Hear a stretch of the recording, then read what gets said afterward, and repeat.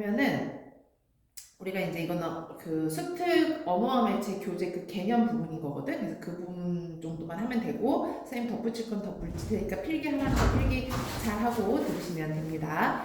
자, 수능 특강 엄매 선택하신 분들은 수능 특강 엄매 3, 4쪽을 펴시면 되고, 없으신 분들은 선생님 준 이 프린트 보시면 됩니다. 그거 보면 돼. 자, 그럼 한번 볼게요. 국어는 시대의 변화에 따라 크고 작은 변화를 겪으면서 발전해 왔으며, 이러한 국어의 변화는 표기, 어휘, 의문, 문법 등의 여러 층에서 이루어져 있다. 그래서 국어의 역사는 일반적으로 고대 국어, 중세 국어, 근대 국어 이렇게 세 개 나누지. 그 나누는 기준을 알아야 되는데, 고대 국어는 문자 생활을 처음 하면서부터 여기 통일 신라 시대까지, 언제까지 얘들아? 통일 신라 시대까지 국어가 고대 국어예요. 통일 신라 시대까지가 고대 국어. 그 다음에 이제 통일 신라가 끝나고 얘들아 이제 뭐가 됐어? 고려가 이제 건국되었지, 그치? 그러면 고려 건국부터 여기 훈민정음 창제 이전까지, 여기가 전기 중세 국어야. 전기 중세 국어. 그 다음에 훈민정음 창제 이후부터 임진왜란 때까지, 여기가 후기 중세 국어예요. 그리고 임진왜란 때부터 갑오개혁 때까지, 여기가 근대 국어예요. 근대 국어 이제 갑오개혁 이후부터 오늘날까지 국어가 이제 현대 국어겠죠. 그래서 이제 주로 이제 시험에 나오는 게 후기 중세 국어, 여기가 제일 많이 나오는 대목이고, 그다음에 이제 이거랑 근대 국어를 비교하는 것까지 보통 나오는 추세죠. 그리고 이제 이런 중세 국어 파트가 시험에 나오면 이렇게 지문을 주거든. 비문학처럼. 그래서 그 지문 부분 읽고 풀 수도 있지만 먼저 개념을 그래도 이렇게 한번 정리를 해놔야 지문이 빨리빨리 쭉쭉 익히겠죠. 그렇죠? 그래서 외울 건 외워두는 게 좋습니다. 자, 그러면 근데 이제 우리가 여기서 하나 짚고 넘어갈게, 고려 때부터 조선까지가 이어져서 지금 하나의 중세국어로 묶였잖아. 그치? 근데 통일신라와 고려는 다른 시대의 국어로 엮였지. 그치? 그 이유는 봐봐. 신라가 이제 통일을 하면서 어디 지방의 언어를 중심으로 통일을 했을까? 경주지방, 신라의 수도는 경주였잖아. 그러니까 언어가 경주지방의 언어를 중심으로 통일이 됐단 말이야. 근데 고려가 지어지면서부터는, 고려 때는 수도가 어디였어 얘들아? 개성이었지. 그러면 지도를 놓고 봤을 때 경주와 개성은 어때? 굉장히 거리가 멀죠. 그러니까 언어에도 굉장히 큰 차이가 있었던 거예요. 그래서 이때 고려가 세워지면서부터는 중세 국어로 가는데, 근데 이제 조선이 세워졌잖아. 고려 다음에는 조선일 때는 수도가 어디였어? 조선일 때 한양이잖아. 그러면은 개성과 한양 크게 거리상 차이가 없죠. 그러니까 언어에도 큰 변화가 없었던 거예요. 그래서 이렇게 나뉘는 거라는 거 하나 알아두시고, 그 다음에 그러면 이제 우리가 주로 많이 나오는 게 훈민정음 창제 이후, 여기서부터가 보통 많이 나오죠, 시험에. 그래서 훈민정음 창제 이후부터 임진왜란까지 국어를 15세기, 16세기 국어라고 하는 거고, 그 다음에 이제 임진왜란 이후부터 갑오개혁 때까지 근대 국어를 17, 18, 19세기 국어라고 합니다. 그 정도는 정리하시면 되겠네요. 됐지? 네. 자, 이렇게 했고, 그럼 이제 고대 국어를 한번 볼게, 얘들아. 고대 국어는, 그러니까 고대 국어는 통일신라 시대까지 국어이다 보니 당연히 우리 문자가 없었죠. 이때는 우리 문자는 훈민정음 때 생긴 거잖아. 그러니까 우리 말은 있지만, 언어 생활했으니까 말은 있었겠지만 그걸 표기할 수 있는 문자는 없었기 때문에 뭘 빌려서 썼을까? 중국에서 한자를 빌려다 썼겠죠. 그쵸? 그래서 표기를 할 때 한자의 음과 뜻을 빌려서 우리말을 표기했다. 그럼 맨 처음부터 문장 수준의 표기를 했을까? 아니면 그냥 단어 수준의 표기만 할 수 있었을까? 맨 처음에는 단어 수준이겠죠. 그래서 고유 명사 정도 수준에서 표기를 했는데, 한자의 음과 뜻을 빌려서 인명과 지명을 표기했다는 거죠. 얘들아, 한자의 음을 빌려 쓴 거야. 음을 빌려 썼다. 그럼 이걸 뭐 했다는 걸까? 음차했다고 하는 거죠. 차가 빌릴 차자야. 그치? 그러면 뜻을 빌려 썼다. 이거는 뭐라고 할까, 얘들아? 뜻이 훈이거든, 훈. 그래서 이거는 훈차했다라고 하는 거예요. 그래서 음차나 훈차의 방식으로 썼다 이렇게 알면 됩니다. 그래서 이제 거기 보면 현대 어플이 봐봐. 소나 또는 금천이라고 한다. 백성군 사산 사람이다 라고 했어요. 자, 그럼 이게 뭐냐면 이 사람이 있어. 이 사람 이름이 원래 소나라는 사람이었대. 근데 자, 그러면 그 밑에 한자를 보면 얘들아, 그 소나 보면 뭐야? 힐, 소자, 어찌, 나자 이렇게 하지. 그럼 이렇게 여기 부분을 읽으면 얘가 뭐가 되는 거야? 소나 이렇게 되는 거죠. 근데 어떻게 썼냐면 쇠금자 한자 보면 쇠금자 내천자 이렇게 있지 한자. 그러면 소나랑 발음이 비슷하려면 어디 부분을 읽으면 소나랑 발음이 비슷하니? 여기 뜻 부분을 읽으면 쇠네 하면서 소나랑 발음이 비슷하지. 그렇잖아. 그래서 이 소나라는 사람을 표기할 때 음차 또는 훈차 두 가지 방법 썼는데 이런 식으로 읽었다는 건 뭐 했다는 거겠어 얘들아? 음차 해서 했다는 거고 여기 뜻 부분을 읽어서 쇠네 이렇게 하면서 이게 소나야 라고 표시를 했다는 건 뜻을 빌려 쓴 거니까 훈차한 거다 라고 할 수 있는 거예요. 네. 이해했어? 네. 그래서 그 방법이 있었다. 그래서 그 밑에 표 밑에 화살표 보시 봐봐. 소나 그다음에 이제 오늘날식으로 읽으면 금천이죠. 이게 한자가 금천. 이거는 각기 다른 인명이 아니에요. 다른 인명이 아니라 이 동일한 사람을 한자의 음을 이용한 방식과 뜻을 이용한 방식 이렇게 두 가지로 표기했다라는 걸 알면 됩니다.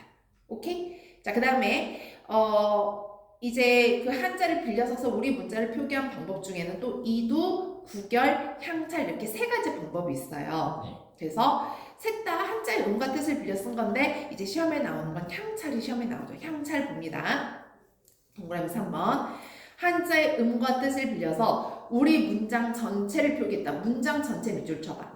그러니까 처음에는 단어 수준에서만 썼는데 이제는 어떤 수준까지 발전한 거야? 문장 수준까지 표기할 수 있는 걸로 발전을 한 게 향찰인 거죠.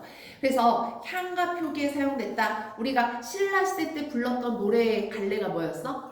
향가 있었죠. 4구체, 8구체, 10구체 향가 있잖아요. 그러니까 그 향가를 표기했던 수단이 향찰이라는 수단이 있었던 거죠. 그리고 이제 이거 우리 문장을 썼기 때문에 어순도 얘들아 우리 문장 어순에 따라 그대로 썼어요. 우리 문장 어순이라는 거. 그래서 문장을 정면적으로 표기했다. 그래서 향찰을 이제 이건 문학하면서 한번 했었는데 기억이 날지 모르겠지만 향찰을 표기하는 방법은 우리가 실질 형태소는 한자의 음을 빌려 썼을까 뜻을 빌려 썼을까?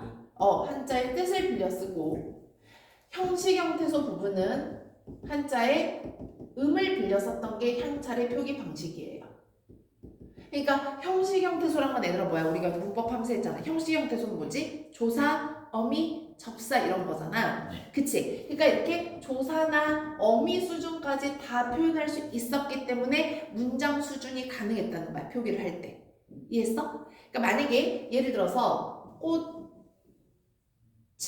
만약에 이렇게 이거를 향찰로 표기한다고 해볼게. 그러면 한자를 이제 빌려서 쓴 거야. 그래서 이렇게 그다음에 뭐 이렇게 이렇게 있다고 해보자. 그럼 이건 한자가 꽃 화자고 이 은은 숨을 은자라는 한자예요.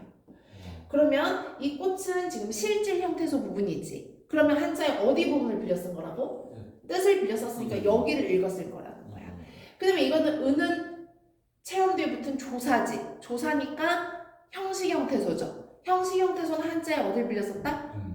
음을 빌려 썼으니까 여기를 읽은 거야. 그러면 이걸 읽으면 꽃은 이렇게 읽었을 거라는 거죠. 그러니까 이런 식으로 표기를 한 게 향찰이라는 거.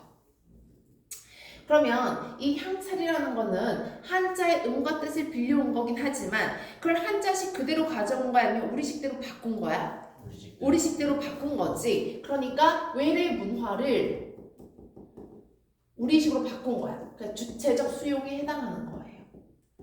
뭐에 해당한다? 외래 문화를 주체적으로 수용했다. 이 말도 향찰일 때 잘 나옵니다. 네. 그 다음에 어휘 한번 볼게요. 어휘는 중세국어의 어형과 일치하는 단어들이 많이 발견된다. 아까 중세국어가 어디 부분이라고 어디 쪽이라고 얘들아? 고려 이후께 중세국어잖아. 그러니까 그거와 비슷한 그런 그러니까 중세국어 어형과 비슷한 단어들이 발견되고, 그래서 공주, 뭐 생사, 혜성 등의 일반적인 한자어뿐만 아니라 왕생, 자비어 같은 불교계 한자어도 뭐 나타났다. 붓, 먹 같은 외래어가 있다. 일단 붓하고 먹이 왜 외래어일까?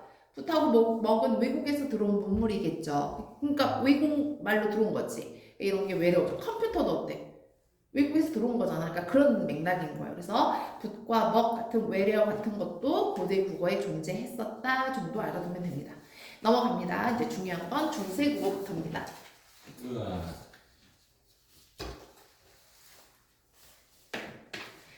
자, 중세 국어의 표기 먼저 볼게요. 크게 이제 표기, 의문, 문법 이렇게 세 가지 파트로 볼 건데, 자, 표기는 먼저 종성 표기를 볼게. 이거부터. 그래, 종성 표기부터 볼게. 일단 종성이 뭐야? 종성. 우리가 만약에 글자가 이렇게 있는 거 볼까? 강 이런 글자가 있다고 했을 때 여기 앞에 있는 얘를 뭐라 그러지? 초성이라고 그러지. 그쵸? 그렇지. 여기 가운데 있는 거 뭐라 그러지? 가운데 중자를 써서 중성이라고 하는 거야. 그럼 여기 끝에 여기 어때? 여기가 종성이야. 받침에 쓰이는 걸 종성이라고 하는 거야. 그러니까 우리 중세국어의 종성 표기는 8가지가 있다고 했는데, 근데 원래는 얘들아 훈민정음을 언제 처음 창제했어? 1900? 1443년에 창제를 해서 1446년에 반포를 했어요. 그치? 그러니까 이게 15세기인 거잖아. 그치? 그러면 처음에 세종대왕이 이 훈민정음을 만들었을 때 새로 몇 글자 만들었어 얘들아? 28개. 그치, 28글자를 만들었죠. 1학년 때 배웠지. 그 28글자 알아야 되는 거 알죠? 이거는 한번 짚고 넘어가 볼까? 28글자 먼저 자음이 몇 글자였지? 자음? 21. 아니요. 자음 17개, 모음이 11개예요. 그죠? 그래서 자음 17개를 먼저 저기 맨 밑에 아니 맨 위에다 쓸까? 맨 위에 그 공간 좀 있죠? 그 맨 위에다가 한번 이걸 써볼게요. 자음 17개 먼저 이건 어떻게 만들었어? 기본자를 5개를 먼저 만들었죠. 기본자 5개가 뭐야? 그놈, 모습, 이 이렇게 5개 만들었다 그랬지. 그놈, 모습이 이렇게 뭐라 그랬죠? 그놈, 모습, 이 5개인데 이 5개는 발음 기관의 모양을 본떴죠. 뭘 본떴다고? 발음 기관의 모양을 본뜬 거야. 모양을 본뜬 거니까 무슨 원리를 쓴 거야? 그치, 상형의 원리에 따라서 기본자 5개를 만들었죠. 자, 그러면 봐봐. 기역 발음 나는 걸 생각해봐. 그러면 그 발음하면 어때? 혀 뿌리가 여기 뒤쪽 목구멍을 막으면서 그 이렇게 되지. 그러니까 혀 모양 이렇게 되잖아. 그러니까 기역 모양인 거야. 그리고 소리가 나는 위치가 여기 뒤쪽에서 나잖아. 어금니 쪽에서 난다고 생각을 했어요. 그래서 어금니 아자를 써서 이걸 뭐라 그러지? 아음이라고 하죠. 너네 아설 순 치, 후 이렇게 들었지? 들어봤지? 아설, 순, 치, 후 해서 어금니 아자를 써서 아음이에요. 그치? 그 다음에 니은 발음해 볼게. 니은은 느 이렇게 하면 느 하면 혀가 어때? 이렇게 니은 모양 이렇게 되는 거잖아. 그쵸? 그래서 이거는 혀 설자를 써서 설음이라고 하는 거죠. 자, 이거는 뭘 본뜬 거야? 입술 모양을 본뜬 거죠. 입술이 이렇게 네모나게 생긴 거잖아. 그래서 입술 순자를 써서 이건 뭐가 되는겨? 순음 되는 거지. 그치? 그 다음에 시옷은 뭘 본뜬 거야? 이렇게 이쪽 치아 쪽에서 시옷 소리가 난다고 생각을 한 거예요. 그래서 치아 모양이 이렇게 뾰족하게 생겼잖아. 그래서 이거는 치음이 되는 거야. 됐어? 그 다음에 이음은 이렇게 하면서 어때? 목구멍에서 이게 소리가 나는 거죠. 그래서 목구멍 후자를 써서 후음이라고 하는 거예요. 그래서 5개 아설, 순, 치유, 근원, 모습이 5개 외워야 돼. 이걸 외운 다음에 자 이제 기본자를 만들었고 그 다음에 무슨 자 만들었지 얘들아? 가획. 그치, 가획자를 만들었죠. 획을 더한 거예요. 그죠? 획을 더했다. 자 그럼 기억의 획을 더하면 뭐가 되니? 키읔. 그치, 니은의 획을 더하면 디귿, 한 번 더 더하면 티읕이죠. 미음의 획을 더하면 비읍, 옆으로 더하면 피읍. 자 시옷의 획 더하면 지읒, 한 번 더 더하면 치읒. 이응의 획 더하면 요거 이름 뭐예요? 요거 여린 히읗. 그렇지. 이거 이름 여린 히읗. 한 번 더 더하면 히읗 이렇게 되는 거죠. 그러면 이 획을 더하면은 기본저보다 소리의 세기가 어떻게 되는 거야? 더 약해지는 것 같아? 소리의 세기가 세지는 것 같아? 세졌죠. 그쵸? 그래서 획을 더하면서 거셈이라는 자질이 더해졌다라는 거 알아두시면 되죠. 이해했나? 거셈이라는 자질을 획득했다. 그래서 우리가 글자 모양을 보면 이게 어떤 소리일지 짐작할 수 있다라는 거야. 그러니까 영어 알파벳은 뭐 B하고 D가 모양이 비슷하지만 어떤 소리 사이에 상관관계가 있어요? 없어요? 없어요. 없지. 근데 우리 국어는 어때? 기역이랑 키읔이 모양 비슷하고 얘는 예사소리고 얘는 거센소리라는 어떤 소리 간의 상관관계가 있으니 굉장히 훈민정음은 과학적인 문자라는 거죠. 그죠? 자, 그 다음에 이제 가획자를 했고, 그 다음에 이제 뭐가 있죠? 이체자. 이체자는 모양을 달리한다 라고 해서 이체자지. 이체자는 모양을 달리한다. 그러면 기억 있는 데 있는 이체자는 뭐가 있죠? 이렇게? 이거 뭐야? 예리음. 얘 니은이고, 자, 니은 있는 쪽에 리을. 리을이죠. 이건 다른 말로 반설음이라고도 합니다. 그 다음에 이제 이거 시옷 있는 쪽에 요거는 반치음. 반치음. 그러면 솔직히 그냥 봤을 때 이 글자의 모양이 이응의 획을 더하는 것 같고 니은의 획을 더하는 것 같고 시옷의 획을 더하는 것 같잖아. 그치? 근데 얘네들은 왜 가획자에 넣지 않고 이체자로 따로 뺐냐 이거죠. 왜 따로 뺐을까? 큰 연관이 없어서요. 획을 더했지만 거셈의 자질이 생긴 게 아니죠. 획을 더했지만 거셈의 자질이 생기지 않았기 때문에 이체자로 따로 빼는 겁니다. 알겠죠? 그래서 가획자에 넣지 않는다는 거. 가획자는 거셈의 자질이 있는 것들을 가획자에 넣는 거고 이체자는 모양을 달리한다라고 해서 따로 뺐습니다. 됐죠? 이렇게 해서 17개를 이제 알겠지? 17개. 네. 그러면 자음 17개 있고 모음이 몇 개더라? 모음이 11개요. 그치? 모음 11개. 그래서 28개가 되는 거죠. 자, 그럼 모음은 역시 기본자가 있는데 얘는 기본자 3개가 뭐야? 천, 지, 인. 그치? 아래야. 그 이건 아래 아죠. 이름이 아래아, 으, 이. 근데 이것도 근데 얘네들은 발음 기관의 모양을 본떴나? 우리가 모음은 발음할 때 공개 흐름의 장애가 있어 없어? 없어요. 없죠. 그러니까 이거는 발음 기관의 모양을 본들 수가 없었어요. 그래서 얘는 삼재. 하늘, 땅, 사람을 삼재라고 하는 거거든. 그래서 삼재 원리를 본떴습니다. 역시 모양을 본뜬 거니까 무슨 원리인 거다? 상형의 원리. 이게 이제 기본자 만들었고요. 근데 이건 삼재를 본뜬 거야. 삼재. 발음 기관이 아니라는 거. 발음 기관의 모양을 본뜬 게 아니라 삼재의 모양을 본뜬 거예요. 네. 왜 발음 기관의 모양을 본뜰 수 없었다고? 모음은 공개 흐름에 장애가 있는 게 아니니까 발음 기관의 어떤 모양을 본뜰 수가 없었던 거야. 자, 그럼 기본자가 있고 이 기본자를 이제 이렇게 조합해가지고 초출자를 한번 만들었죠. 초출자는 아래아를 한 번만 이용해서 만드는 거야. 그게 뭐죠? 오, 아, 우, 어지. 이게 초출자. 그다음에 제출자가 있죠. 제출자는 아래아를 2번 더해서 그래서 요, 야, 유, 여 이렇게 만든 거예요. 이게 11자죠. 네. 이렇게 했단 말이야. 그러면 이제 세종대왕이 자음, 모음만 이렇게 만들었지 받침을 위한 글자를 따로 만들었어? 안 만들었어? 안 만들었단 말이야. 그러니까 처음에는 받침을 쓸 때 이제 종성으로 이제 다시 가는 거야. 종성 표기. 처음에 받침으로 쓸 때는 종성을 위한 글자를 만들지 않았기 때문에 어떤 원칙에 따라 썼을까? 이 말 들어봤어? 네. 이게 뭐요? 종성, 부용, 초성. 이게 무슨 뜻이야? 초성이 있는 거 종성에도 쓸 수 있다고요? 그치. 종성은 부용, 다시 쓴다. 어디 거를? 초성 거를 이거죠. 그게 종성, 부용, 초성이지. 그러니까 훈민정음이 창제된 다음엔 처음에는 모든 자음들이 받침에 쓰일 수 있었어요. 근데 그러다가 금방 안 되겠다. 8개로만 써라. 해서 몇 종성법으로 바뀌죠?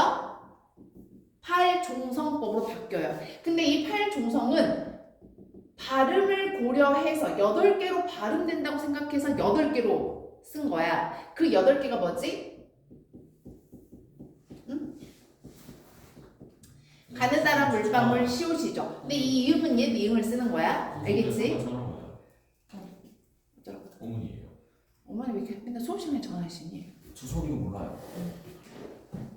자, 그러면 가느다란 물방울 이렇게 시옷인데 이 팔종성법을 이렇게 썼다는 거야. 근데 여기서 하나 주의할 거 얘들아 봐봐. 디귿 받침이랑 시옷 받침 보세요. 이거는 오늘날에는 디귿과 시옷이 받침으로 쓰이면 어때? 발음이 똑같지? 오늘날은 똑같잖아. 오늘날은 이거든 발음이 똑같죠. 근데 당시에는 발음을 고려해서 팔종섭을 만들었다면 당시 얘네 둘의 발음은 어땠을 거? 받침이 왔을 때 달랐을 거. 그게 중요합니다. 당시에는 발음이 어땠을 거? 발음이 달랐을 것. 요거 디귿하고 시옷은 당시에는 발음이 달랐을 것. 그거 알아두세요. 물론 알기는 없죠. 됐죠? 그래서 이제 종성표기 이렇게 했고, 그럼 이 팔종성법을 썼던 건 얘들아 15세기, 16세기에는 팔종성이었어. 근데 이제 근대 국어로 우리가 가볼게. 근대 국어는 17, 18, 19라 그랬지? 이때는 몇 종성법으로 바뀌었게? 7종성, 7개로 바뀌었습니다. 그래서 그 7개가 가느다란 물방울 시옷 중에 디귿이 빠지는 겁니다. 디귿이 빠지고 옛 이응은 없어져서 이응으로 바뀌는 거죠. 그게 이제 이 흐름이라는 거, 받침 표기는. 네. 됐죠? 자, 그 다음에 이제 이어적기를 했다. 이어적기는 뭐야 얘들아? 소리 나는 대로 쓴다는 거죠. 소리 나는 대로. 그래서 표기 방법을 좀 이제 정리를 해보면 좀 더 근대까지 이어서 그냥 한꺼번에 소개할게요 얘들아. 우리가 표기 방법에는 이어적기가 있고, 그 다음에 저기 뭐지? 끊어적기가 있고, 그 다음에 거듭적기가 있어요. 자, 이어적기는 같은 말 뭐지? 연철. 그렇지. 끊어적기는 옳지. 분철. 거듭적기는 중철, 혼철. 같은 말까지 알아야 돼요. 자, 그러면 이어적기는 소리 나는 대로 쓰는 거니까 이런 거지. 어간 뒤에 어미가 왔을 때, 또는 체언 뒤에 조사가 왔을 때. 그러면 어간에 받침이 있고 모음으로 시작하는 어미가 오는 거야. 그러니까 예를 들어서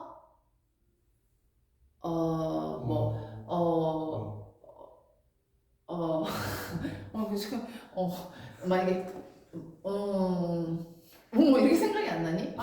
어간 뒤에 갈다, 뭐 사과를 갈다 이렇게 했을 때, 그러면 갈아 이렇게 있다고 했을 때 어간의 받침이 이렇게 있고 뒤에 모음으로 시작했을 때 소리 나는 대로 쓰는 거니까 어떻게 썼을까? 가라 이런 식으로 쓴 거겠죠. 자, 체언 뒤에 조사가 왔을 때 예를 들어서 꽃이 이렇게 있다고 해볼까? 그럼 꽃이 이렇게 하면 체언이고 뒤에, 그러니까 받침이 있는 체언이 있고 뒤에 모음으로 시작하는 조사가 오잖아. 그럼 소리 나는 대로 쓰니까 어떻게 썼을 거라는 거야? 꽃이 이런 식으로 썼다는 거죠. 그러니까 이어적기는 보통 이렇게 받침 있는 어간 뒤에 모음 어미가 왔을 때, 받침이 있는 체언 뒤에 모음 조사가 왔을 때 소리 나는 대로 쓰는 것, 이걸 말하는 거죠.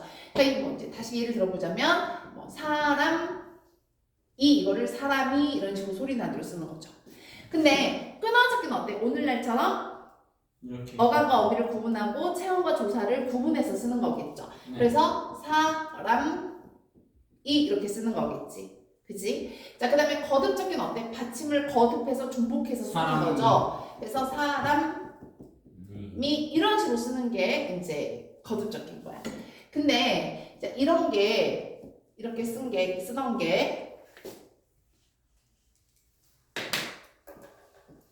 게 우리가 15세기는 훈민정음 창제된 바로 직후, 그때는 무조건 이어적기였어요. 그 다음에 끊어적기, 거듭적기는 쓰이지 않았습니다. 근데 우리 이제 조세 국어 중에서도 16세기로 넘어가면 이제 뭐 내신에서 혹시 하는 학교가 있다면 소학원회 같은 걸 하는 학교가 있을 수 있어요. 그게 16세기 국어인데, 그건 보면은 이어적기도 있고 끊어적기도 부분적으로 등장을 합니다. 거듭적기는 없어요. 자, 그 다음에 이제 17, 18, 19세기 근대 국어로 가죠. 근대 국어로 가면 이 세 가지가 다 등장하는 거예요. 이 세 가지가 다 등장한다. 됐지? 근데 이제 결국 봤을 때 얘들아, 결국 오늘날은 무슨 적기 얘들아, 너네가 알겠지만 그렇죠. 오늘날은 끊어적기예요. 그러니까 결국은 이어적기에서 시작해서 오늘날은 결국 끊어적기로 정착을 했지. 그러니까 이 거듭적기는 어떤 역할을 하는 걸까? 이어적기에서 끊어적기로 오는 과도기적 표기다 이런 말을 할 거예요. 거듭적기는 뭐라고 얘들아? 과도기적 표현. 어디에서 어디로 오는 거? 이어적기에서 오늘날 끊어적기로 오는 이 과도기적 표기가 바로 거듭적기예요. 이해했나? 네. 그래서 거기 이어적기 읽어볼게요. 기본 형태를 밝혀 적지 않고 소리 나는 대로 적으며 원칙적으로 받침이 있는 체언이나 이게 무슨 말인지 알겠지? 받침이 있는 체언이나 받침이 있는 용언의 어간에 뒤에 모음으로 시작하는 조사나 어미가 붙을 때 받침의 종성을 다음자의 초성으로 내려 쓴다. 이 내려 쓴다는 게 왜 또 이렇게 표현한 거냐면 옛날에는 가로 쓰기를 하지 않고 어떻게 했어 얘들아? 세로 쓰겠지. 꽃이 이렇게 피었다 뭐 이런 식으로 세로 쓰기를 했잖아. 그러니까 받침이 어떻게 된 거예요? 이렇게 내려온다 이 말인 거예요. 무슨 말인지 이해했지? 그게 이어적기요. 됐어? 네. 응. 나 저를 그렇게 자지 말아라 이 똥개야. 안 잤어요. 진짜 안 잤어요. 그러니? 네, 진짜 안 잤어요. 다 들었어요. 눈이 막 돌아가던데 이렇게. 노력하는 거예요. 자. 진짜 노력하는 거예요. 그래. 눈이 손을 높아 이런 거 다 이어적인 거 알겠어? 자 이제 표기했고요. 이제 의문으로 갑니다. 우리가 이제 자음 모음을 볼 거죠. 의문은 자음 모음이겠지. 근데 경음이 이제 등장했다. 이게 무슨 말이면 그럼 이걸 뒤집어 생각해 보면 고대 국어에는 경음이 있었다는 거예요, 없었다는 거예요? 고대에는 된소리 계열이 없었다는 거예요. 근데 이게 중세에 와서 이 된소리 계열이 등장했다라는 거야. 근데 여기서 하나 보면 봐봐. 시옷이 먼저 쓰이는 그걸 된소리라고 지금 표현한 거잖아. 그럼 하나 또 설명해 보면 얘들아, 우리가 아까 자음 17개를 만들었지. 근데 그 17개를 운용하는 방법 중에 병서가 있고 연서가 있는 거 알아? 병서는 어떻게 하는 거야? 병이 무슨 병자야? 나란히 병자예요. 그치? 근데 그러니까 자음을 옆으로 나란히 썼다라는 건데 같은 자음을 나란히 쓰면 무슨 병서라 그러게? 각자 병서. 그러니까 이렇게 쌍기역, 쌍디귿, 쌍시옷 이렇게 쓴 게 각자 병서야. 근데 합용병서라는 게 있어. 합용병서는 이렇게 서로 다른 자음을 나란히 쓰는 것. 이게 합용병서거든. 근데 이 합용병서 중에서 시옷을 먼저 이렇게 쓰면 이런 걸 시옷계 합용병서. 만약에 비읍을 이렇게 먼저 쓰면 이거는 비읍계 합용병서 이런 말을 쓰는 거야. 근데 옛날에는 모든 합용병서가 이렇게 초성이 오면 그건 다 어두자음군이야 라고 했었는데 요즘 좀 바뀌었어요. 그래서 이렇게 시옷을 먼저 쓰잖아. 시옷을 먼저 쓴 합용병서가 초성이 온 건 그건 어두자음군이다 아니다. 걔는 어두자음군이 아니라 이건 된소리 표기인 거예요. 이거 주의해야 돼. 우리 어두자음군 배웠지 얘들아? 어두자음군 알아볼라? 어두자음군이 뭐예요? 배우긴 했는데. 생각해보기 다시. 말의 머리에 자음군, 자음의 무리가 온 거야. 그러니까 서로 다른 자음의 무리가 온 거. 그러니까 예를 들어서 이렇게 쓰는 거야. 서로 다른 자음의 무리가 이렇게 초성에 오는 게 어두자음군이야. 그러니까 우리가 읽을 때는 오늘날은 어떻게 읽어? 이거를 쓱 이렇게 읽잖아. 뒷거를 된소리를 읽어서. 그러니까 이 어두자음군이 오늘날 뭘로 바뀌었어 얘네들이? 된소리로 바뀌거든? 된소리로 바뀌는데 당시에는 이렇게 어두자음군이 쓰였으면 어땠을까? 잘 보여. 다 읽었을 거라는 거야. 당시에는 모두 다 발음했을 거라는 건데 그게 오늘날에는 된소리로 바뀌었다. 이제 그거 하나고. 근데 지금 여기 우리는 된소리 계열이 등장했다라면서 이렇게 이런 거 나오잖아. 뭐 꿈, 딸, 그다음에 뭐 뿔 이렇게 나오죠. 그쵸? 그러니까 이렇게 시옷이 먼저 이렇게 쓰이는 거는 이런 건 어두자음군이 아니라 이건 뭐라고? 그냥 된소리로 읽어라는 표기였던 거예요. 이건 어두자음군이 아니야. 이해했지? 그래서 시옷계 합용병서 빼고 나머지 합용병서들이 초성에 쓰이면 그건 어두자음군. 근데 시옷계 합용병서가 초성에 쓰이면 그거는 된소리 표기예요. 이거 한 문제 틀렸다. 이제 한 문제 틀렸어. 이거 시험에 나오는데. 이거 맨날 시험에 나오는 건데 한 문제 틀렸네. 한 문제 틀렸어. 자. 자면 안 되는데. 이해했지? 이거 된소리 표기. 그 다음에 이제 동그라미 2번 볼게요. 거기 나왔잖아. 이렇게 비읍, 디귿, 비읍, 시옷, 기역 등과 같은 뭐가 존재한다고? 어두장군. 그럼 이 어두장군은 당시에는 어땠을 거? 다 읽었다. 근데 오늘날 뭘로 바뀌었다? 이게 된소리로 바뀌었다. 이제 아시면 됩니다. 그 다음에 이제 순경은 비읍이라던가, 순경은 비읍. 이제 이게 뭐냐면 이게 연서죠, 얘들아. 연서라는 거는 다른 말로 이어쓰기라고 해요. 연서는 이어쓰기. 그럼 병서는 뭐라고 할까? 나란히 쓰기라고 하거든.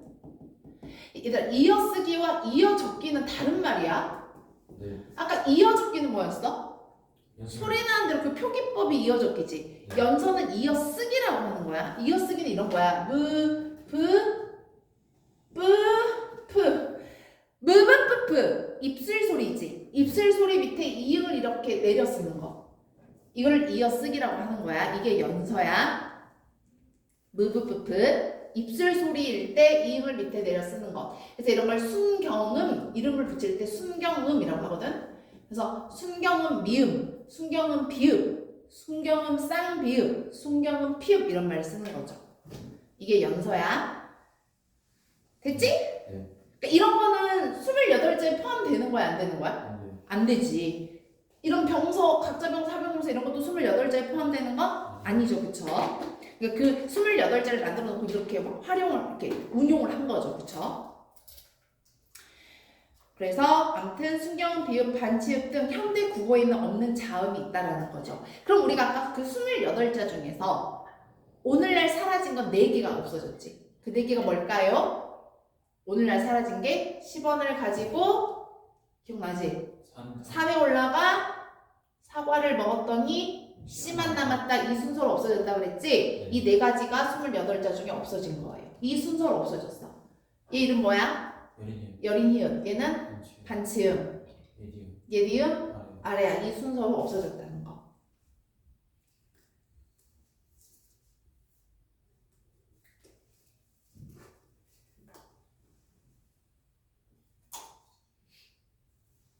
모음 가볼게요.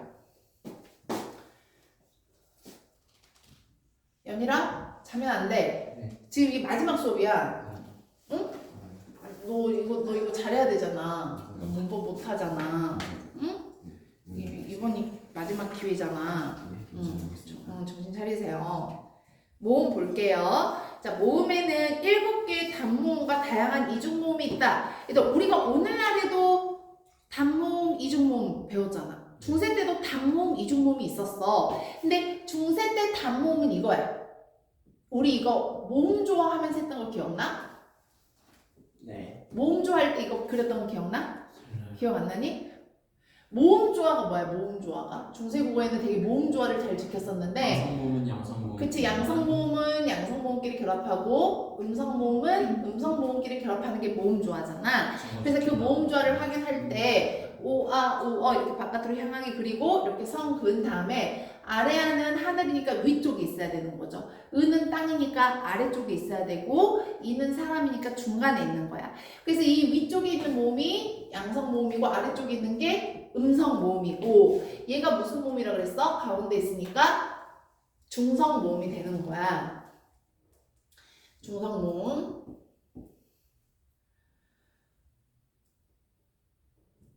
그래서 이렇게 이제 쓴 게 모음조화를 지킨 건데 이 모음조화 하기 위해서 이렇게 우리가 그려보는 이 7개의 모음 있잖아. 이게 단모음이에요. 중세국어 단모음 7개야.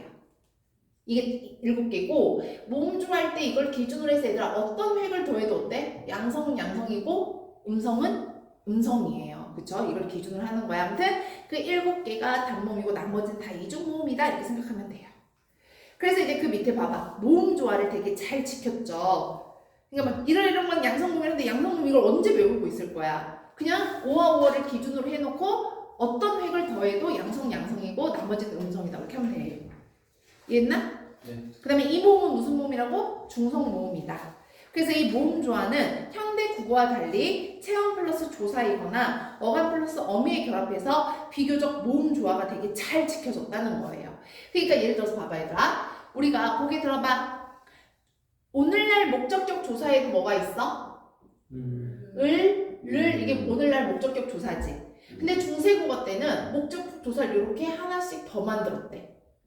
이렇게. 왜 그랬을까? 얘는 음성이고 얘는 뭐야? 양성이잖아. 그러니까 모음조화를 지키려고 그렇게 한 거예요. 그래서 거기 있는 뭐 예를 보면 꿈을 이렇게 볼까? 꿈을 이거였단 말이야. 그러면 이걸 썼을까? 이걸 썼을까? 이걸 고르라는 거죠. 그러면 앞에 모음이 음성이니까 뭘 썼을 거야? 똑같이 음성인 걸 써서 그 다음에 이제 이어적기를 하니까 뭐가 되겠어? 꿈을 이렇게 됐을 거라는 거지. 그럼 만약에 땅을 이게 있다고 해볼까? 그러면 이걸 썼을까? 이걸 썼을까? 그치, 이게 양성이니까 이걸 썼을 거라는 거죠. 그 다음에 이어적기 하니까 뭐가 되겠어? 땀을 이렇게 되는 거야. 이해했나? 됐지? 그래서 모음조화를 지켰다. 그러니까 보통 모음조화는 체언과 조사 사이에서 어간과 어미 사이에서 많이 지켜졌다라는 거죠. 됐어? 그럼 이제 그 다음에 문법 볼게. 문법. 주격조사. 문법이 중요하죠? 문법이 제일 잘 나오지? 문법 부분에서 조사. 얘들아, 오늘날에도 주격조사가 있죠? 오늘날 주격조사는 뭐가 있어? 이가 깨서, 에서서. 이가, 깨서, 에서서. 이게 주격조사잖아. 근데 중세국어의 주격조사는 뭐밖에 없었게? 동그라미 이거 이밖에 없었어요. 근데 어떨 때는 동그라미 이를 쓰고 어떨 때는 짝대기를 쓰고 어떨 때는 아무것도 쓰지 않는 제로 주격을 썼어요. 그래서 이렇게 주격조사의 모양이 달라지는 음운 환경을 알아야 돼. 그러면 동그라미 2를 썼던 음운 환경은 앞에 주어가 단어가 뭐가 나왔을 때 받침이 있는 단어가 왔을 때 동그라미 2를 쓴 거야. 그러니까 거기 있는 예로 보면 말씀이 거기 보이지? 말씀이 이렇게 쓸 때 말씀 밑에 뭐가 있어 이렇게? 받침이 있지? 그러면 주격조사 뭘 썼다는 거야 얘들아? 동그라미 2를 쓴 거예요. 근데 이제 이거를 중세국어 때는 이어적기를 했을 테니 어떻게 쓰면 되겠어? 말씀이 이렇게 썼다라는 거죠. 됐나? 그럼 짝대기 2는 어떤 거냐면 앞이 모음으로 끝났을 때 특히 이 모음을 제외한 모음으로 끝나면 2로 짝대기로 쓴 거야. 그러니까 만약에 너가 이거야. 너가 이렇게 했을 때 그럼 너 뒤에 뭐가 쓴 거야? 이렇게 짝대기가 있는 거야. 그럼 너가 이런 뜻인 거거든. 그래서 앞에 지금 모음이지? 모음이면 이렇게 짝대기 2를 썼다 이거예요. 부처님 할 때 봐봐. 부처님 부처가 이렇게 쓸 때 부처 뒤에 뭘 쓴 거야? 짝대기를 써서 이제 지문을 보면 부처 이렇게 되는 거야. 그럼 이거를 해석을 보면 현대국어 해석이 꼭 나오죠. 그럼 이걸 해석할 때 부처가 이렇게 해석을 한다고. 그랬을 때 이 짝대기가 주격조사구나 라는 걸 눈치채면 되는 거예요. 이해했어? 네.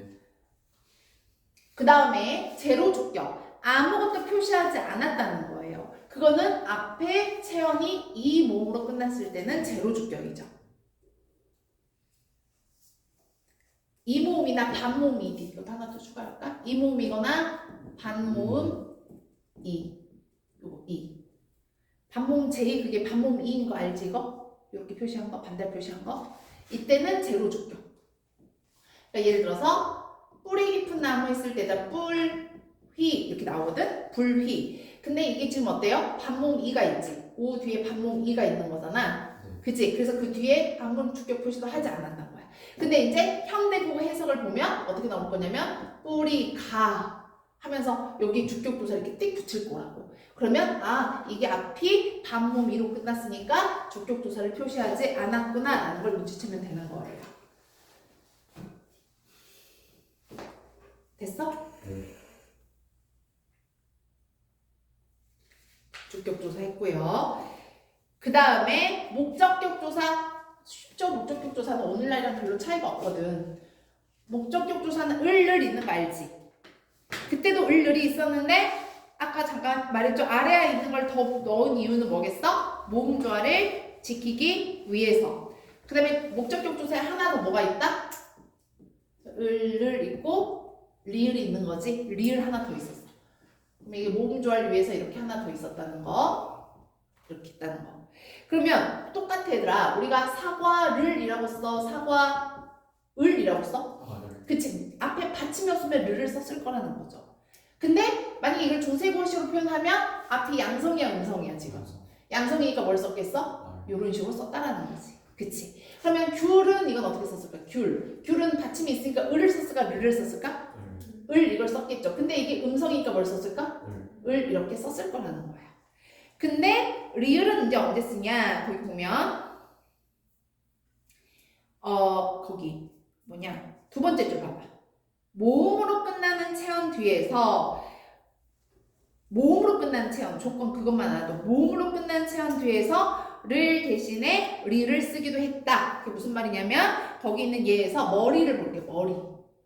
머리를 하고 이렇게 이걸 썼을 수 있겠지. 머리를 이렇게 쓰든 이렇게 쓰든 이건 약간 모음 조화가 좀 모호하네. 앞에 이 모음이니까 그치? 근데 이 경우에서 모음으로 끝나는 체언이고 그때는 뭘 썼다는 거죠? 이렇게 리를 쓰기도 했다라는 거야. 됐나? 네.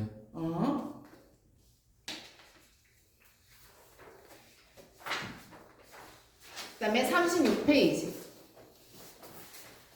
목적격 조사는 쉬웠고 이제 관형격 조사도 되게 잘 나오죠. 일단 오늘날 관형격 조사는 뭐가 있어? 오늘날 관형격 조사는 의, 그치? 중세고도 똑같이 의가 있었어요. 의. 그러면 중세고에도 의가 있었는데 모음조화를 위해서 뭘 하나 더 만들었겠어? 이거 하나 만들었겠죠. 의. 그 다음에 하나 더 더하면 시옷이 이렇게 있었어. 이 두 가지가 있었어. 관형격 조사. 근데 이 시옷을 쓰는 경우는 얘들아 너네 기억나? 그 나랏 말씀이 이거 기억나? 그러니까 나랏 말씀이 둔기게 달아 이렇게 나왔죠. 그럼 그걸 해석할 때 어떻게 써? 나라의 말이 중국과 달라 이렇게 해석을 했잖아. 그러니까 나라는 그럼 유정명사야 무정명사야? 무정이죠. 유정은 감정이 있는 명사야. 그러니까 사람이나 동물이라고 생각하면 돼. 유정명사는 뭐라고? 유가 있을 유자. 정이 감정할 때 정자야. 그러니까 유정명사는 사람이나 동물이야. 그럼 감정이 없는 명사를 무정명사라고 하는 거예요. 이해했어? 그러니까 무정명사가 오면 관형격 조사 시옷을 쓴 거예요. 그러니까 예를 들어서 우리가 이제 많이 아는 나랏 말씀이 이렇게 쓸 때 이 시옷이 관형격 조사 시옷인데 앞에 나라가 무정명사인 거죠. 그죠? 자, 그 다음에 시옷은 또 언제 쓰냐면 또 시옷을 쓰는 경우는 우리 이거 맞겠지? 이렇게 시옷 하면은 낮추는 느낌이야, 높이는 느낌이야.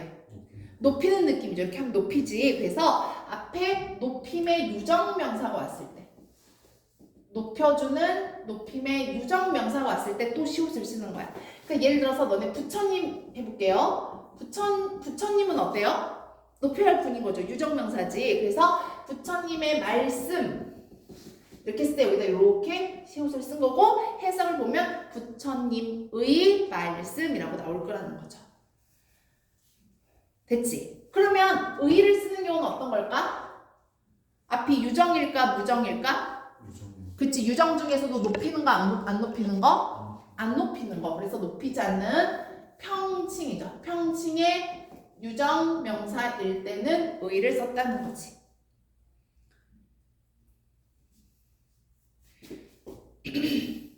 그러니까 거기 예를 보면 사슴이 나왔죠. 사슴 원래 이거였죠. 사슴의 하면 사슴은 유정명사지. 근데 높이지 않지. 그러니까 의를 쓸 건데 자, 양성 음성을 지키면 되는 거야. 이게 양성이잖아. 그럼 뭘 썼겠어? 요렇게 썼겠지. 그걸 이어졌게 하면 뭐가 되겠니? 사슴이 이렇게 됐을 거라는 거죠. 거북이는 어떻게 되니? 거북이래.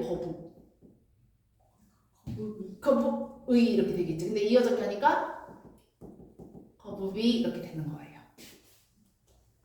되고 있나? 재밌지? 호흡조사까지 하고 쉬어요. 응? 밑에 한번 볼게요. 높임의 혹격조사가 있어. 높임의 혹격조사 뭐가 있다? 하 이거. 혹격조사. 우리가 오늘날 혹격조사는 뭐가 있어 얘들아? 아, 야지. 철수야. 그치? 시환, 아. 하면서 아, 야가 붙는데 중세구의 폭격조사는 일단 하가 있는데 이 하는 어떤 뜻도 있다? 높임의 의미도 있는 거예요. 그래서 높임의 폭격조사다. 그러니까 예를 들어서 달, 하 이렇게 있다고 해보자. 그럼 어때? 어떻게 하면 돼? 높여서 달님이시여 이렇게 하는 거야. 혹격 부르는 거니까 불러야지. 달님이시여 이렇게 부르는 거야. 임금하 하면 어떨까? 임금하면 임금님이시여 이렇게 부르는 거예요. 됐지? 네. 좀 쉴까?